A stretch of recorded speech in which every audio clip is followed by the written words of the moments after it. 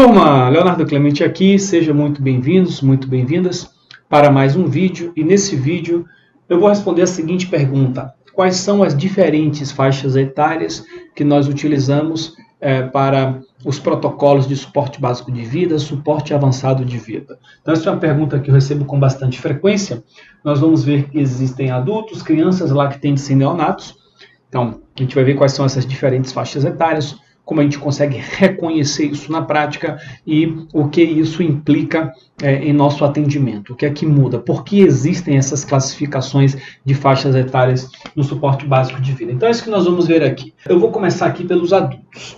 Adultos são seres que eu vou colocar aqui, puberdade até o fim da vida. Pronto. Isso aqui envolve os adolescentes, os adultos e os idosos. Para os protocolos de suporte básico de vida, suporte avançado de vida, reanimação cardiopulmonar, nós vamos considerar adultos, adolescentes, adultos e idosos. Depois, as crianças são os seres que têm de 1 ano até puberdade. Se a gente for para algumas literaturas, é possível que você encontre em alguns momentos até 8 anos de idade. Já outras literaturas vão trazer até a puberdade. Aqui, por exemplo, eu estou com o guideline da Sociedade Brasileira de Cardiologia de Reanimação Cardiopulmonar, que pode ser encontrado aqui no site da Sociedade Brasileira de Cardiologia, publicado aqui em 2019. A atualização da Diretriz de Ressuscitação Cardiopulmonar, Cuidados Cardiovasculares de Emergência da Sociedade Brasileira de Cardiologia. É muito bom esse documento. Nós temos tudo aqui de suporte básico de vida, em português, tudo de suporte avançado de vida, muito completo, e ele é baseado nas recomendações da American Heart Association. Os algoritmos são muito bonitos, muito didáticos, então eu sempre parabenizo os criadores, a Sociedade Brasileira de Cardiologia, por esse documento que realmente é excelente. Aqui na parte de pediatria, nós temos aqui definição das faixas etárias para atendimento das emergências. Nós temos os lactentes, então o lactente ele mostra aqui, menores de 1 ano, excluindo os recém-nascidos. Ele mostra aqui crianças maiores de 1 ano e antes de apresentar sinais da puberdade. Aí ele considera aparecimento de broto mamário em meninas e em meninos presença de pelo em região axilar. Em alguns momentos pode ser difícil reconhecer, poxa, será que é uma criança? Será que é um adolescente? A gente pode ficar nessa dúvida. Como é que a gente vai sanar essa dúvida? Bom, se você olhou, tem a impressão que é uma criança, visivelmente, você vai tratar como uma criança. Se você olhou e viu que é um adolescente, ou parece ser um adolescente, você vai tratar no protocolo de adulto. Tá? Para quem está começando, essa é a forma mais simples de simplificar isso. A mesma coisa são os lactentes. Os lactentes vão de 29 dias a 1 ano. Porque de 0 a 28 dias, nós temos os neonatos. Então, como é que você vai reconhecer aqui com 1 ano se é um lactente ou se é uma criança? A mesma coisa. Olhou, é um lactente, aparentemente, a gente trata como lactente. Olhou, aparentemente é criança, a gente trata como criança. Se você tiver acesso à idade, perguntar a idade, de repente pode ser um guia. Tá? Mas a gente vai ver que crianças e lactentes, o problema é muito similar. O protocolo, na sua essência, é igual. O que vai mudar são as técnicas ou preferências de execução das manobras devido ao tamanho.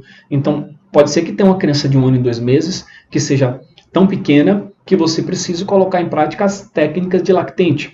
Ou pode ser que tenha um lactente de 11 meses que seja bem grande e que, de repente, você prefira utilizar as técnicas de criança. Então, não é uma coisa tão engessada, vai depender muito do indivíduo que nós temos ali à frente e da nossa interpretação. Depois, os neonatos de 0 a 28 dias, é um protocolo à parte. Então eu vou colocar aqui como um protocolo assim, à parte, por quê? No suporte básico de vida, o suporte básico que é ensinado, nós ensinamos, os protocolos ensina esses 3 aqui, adulto, crianças e lactentes. É isso aqui que é ensinado. Mas se você se deparar com um neonato, um ser de 0 a 28 dias, o que é que você vai fazer? Se você não tem um treinamento específico para neonato, eu vou mostrar aqui dentro do guideline o que é que eles recomendam, quem são as pessoas que normalmente têm acesso a esse tipo de treinamento. Se você não tem esse treinamento, você vai tratar o neonato com aquilo que você aprendeu para lactente. Normalmente os neonatos é um treinamento para quem trabalha mais em sala de parto, em maternidade ou eventualmente em equipes de suporte avançado de vida de atendimento pré-hospitalar que podem vir a ter que fazer eventualmente um parto em via pública que precise de alguns cuidados iniciais a depender de como se encontrar o lactente. Então, basicamente, essa definição de SBV está aqui. Neonatos 0 a 28, lactente 29 a 1 ano, crianças 1 ano a puberdade, adultos puberdade ao fim da vida, sendo que, se você não tem treinamento para neonato, você vai aplicar aquilo que você aprendeu para lactentes. Então, aqui dentro desse guideline, esse guideline é muito interessante, ele traz aqui, por exemplo, diferenças entre crianças e bebês. Tá? Ele está te dizendo aqui, exclui recém-nascido, porque o recém-nascido, idealmente, tem um protocolo que eu vou mostrar aqui adiante específico para ele. Tem várias coisas em comum, por exemplo, segurança do local, a mesma coisa. Reconhecimento, nós vamos fazer se não está responsivo, respiração, gasp, então vai ser a mesma coisa. O que é que já pode mudar aqui no reconhecimento? A criança você pode checar a responsividade aqui, o lactente você vai checar a responsividade aqui, ó, já no pezinho, vai chamar ele por aqui, ó, batendo nessa região. Isso é uma pequena diferença que existe entre crianças e lactentes, por exemplo. Não está mencionado aqui, mas tem essa diferença. O resto é a mesma coisa. Ativação de serviço de emergência. Se tiver um colapso presenciado, se for um colapso não presenciado, vai mudar alguma coisinha, que a gente já comentou em outros vídeos, mas muda para ambos. Tá? Basicamente, resumidamente, se o colapso for presenciado, eu vi a criança ter um colapso súbito na minha frente, a criança, olha, teve uma morte súbita, eu vou suspeitar de uma causa cardíaca e aí eu vou priorizar, pedir um desfibrilador, para que ele consiga chegar o mais rápido possível, para depois fazer os atendimentos, caso eu esteja sozinho. Se eu não estiver sozinho, eu peço para alguém pedir ajuda, conseguir um desfibrilador, e aí eu começo meu atendimento. Se ele não foi presenciado, ou se foi presenciado, porém eu sei que é uma questão de hipoxêmica e eu estou sozinho, eu posso priorizar fazer 2 minutos de RCP, fazer boas ventilações, porque isso pode ser o suficiente para reverter a hipóxia e, de repente, revertendo essa hipóxia, que pode ser a causa mais provável da parada cardiorrespiratória em crianças e lactentes, eu posso conseguir reverter a situação. A gente tem um vídeo específico, eu vou deixar aqui na descrição, caso você queira estudar um pouco mais sobre essa questão de quando pedir ajuda. E também vou colocar alguns vídeos aí sobre os protocolos em crianças e lactentes. Aqui eu estou aproveitando para extrapolar um pouco, mas a ideia realmente era responder essa pergunta, que foi respondida nos primeiros minutos, e agora a gente vai aprofundar um pouquinho mais. A frequência das compressões é a mesma em ambos. A profundidade das compressões no lactente, obviamente, vai ser um pouco mais superficial, porque o tórax é menor, então os protocolos estimam ali cerca de 4 centímetros de profundidade. Na criança, 5 centímetros. Isso é questão de prova. Na prática, a gente não vai saber exatamente os 4 centímetros, os 5 centímetros. A gente vai treinar para saber qual é a força que vai ser aplicada naquele tórax.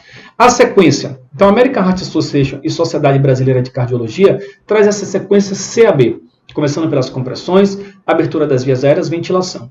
Isso aí é uma preferência que a Sociedade Brasileira de Cardiologia e a American Heart Association tiveram para implementar em crianças e lactentes. Isso não é uma unanimidade.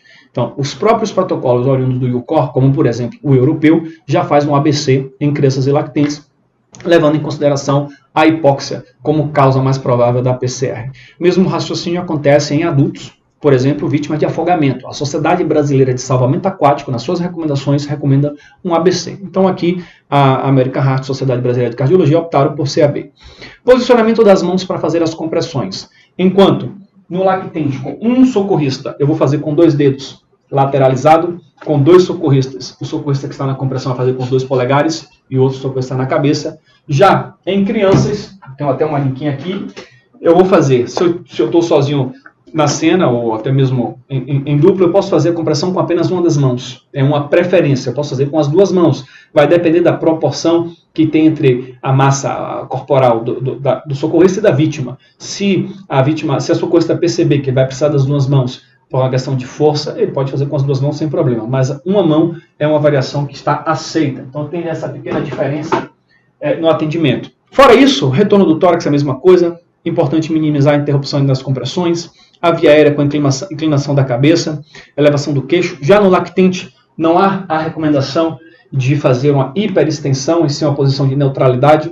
Já na criança, a gente pode fazer essa hiperextensão da cabeça. Relação compressão-ventilação com um socorrista, nós vamos fazer 30:2, com 2 socorristas, 15:2. E a desfibrilação, assim que disponível, inclusive no lactente. Se houver um desfibrilador manual, ele é preferencial para ser utilizado nos pacientes pediátricos, principalmente no lactente, porque a gente vai poder ajustar a dose do choque, né, a quantidade de joules pelos quilos, e não aquela quantidade padronizada que vem no DEA. Claro que se for um DEA, tem que utilizar um DEA contenedor de cargas, seja com as pás pediátricas. Então aqui é uma tabela comparativa, mostrando um pouco dessas diferenças. Já aqui nesse capítulo, dentro desse mesmo documento, eu vou deixar esse documento aqui, esse PDF, vou deixar ele em nosso grupo de Telegram, o grupo do IBRAP, eu vou deixar o link aqui na descrição, um aplicativo tipo WhatsApp, você clica, entra no grupo, você vai ter acesso a tudo que nós já postamos antes, postamos áudios, vídeos, esses PDFs, colocamos tudo lá, fica tudo organizado e é bacana para você poder baixar, fica mais fácil. Então eu vou colocar lá no grupo, na descrição aqui do YouTube ou no Instagram, em nosso perfil, você pode encontrar o link para acessar. Olha só o que ele fala aqui, ressuscitação neonatal. É essencial o conhecimento e habilidade em reanimação neonatal por todos os profissionais que atendem o recém-nascido em sala de parto. Então é essencial que todos esses profissionais tenham esse conhecimento. Não quer dizer que os profissionais fora desses ambientes não tenham que ter esse conhecimento. Não é exigido no suporte básico de vida, mas os profissionais que atuam em equipes de suporte avançado de vida, ou eventualmente até mesmo em equipe de suporte básico e queiram adquirir esses conhecimentos estão aí para isso. Então aqui existem, por exemplo, um algoritmo do nascimento, 60 segundos, a depender do que ele apresentar, o que pode vir a ser feito, a depender da frequência cardíaca, da ventilação, etc. Então tem aqui todas as recomendações, os materiais necessários. Então acaba que trata-se de um protocolo um pouquinho diferente. Inclusive, se a gente entrar aqui no site do IUCOR, o IUCOR, que é International Liaison Committee on Resuscitation, que é o que define aí, que junta American Heart, Sociedade Europeia, etc. Dentro do IUCOR, tem aqui nos guidelines RCSA, que é da África do Sul, tem um algoritmo muito interessante para recém-nascidos. Gosto muito de algoritmos quando eles são bem feitos. Então aqui nessa região, aqui, Newborn Resuscitation, então ressuscitação em recém-nascidos. Eu vou colocar também esse algoritmo lá, porque vocês podem pegar no grupo de Telegram o PDF diretamente. Então aqui tem todo o algoritmo para facilitar um pouco esse entendimento do que precisa ser feito em casos de recém-nascidos, de neonatos que apresentam condições que precisem de intervenção ventilatória, compressões e por aí vai. Inclusive as drogas, suporte avançado. Então basicamente esse vídeo foi para isso. Foi para discutir essa diferença das diferentes faixas etárias. Existem alguns algoritmos aqui muito interessantes para atendimento de pediatria. Deixa eu ver se eu consigo encontrar aqui. Pronto. Esse aqui, por exemplo, mostrando todo o passo a passo do que fazer no suporte básico de vida, em crianças, em lactentes. Então, esse documento está lá no nosso Telegram para você poder baixar. Então, o objetivo foi esse. Espero que você tenha gostado. Caso você tenha alguma informação para contribuir, coloca aqui na caixa de comentários, por favor. Isso sempre enriquece muito esses conteúdos aqui. Deixa o joinha para ajudar a espalhar esse vídeo. Se inscreve aqui no canal, compartilha com os colegas. Vamos fazer com que esse conhecimento se espalhe, que a gente tenha a oportunidade de discutir e aprender cada vez mais uns com os outros. Obrigado por ter acompanhado até aqui. A gente se vê no próximo vídeo. Um grande abraço. Tchau, tchau.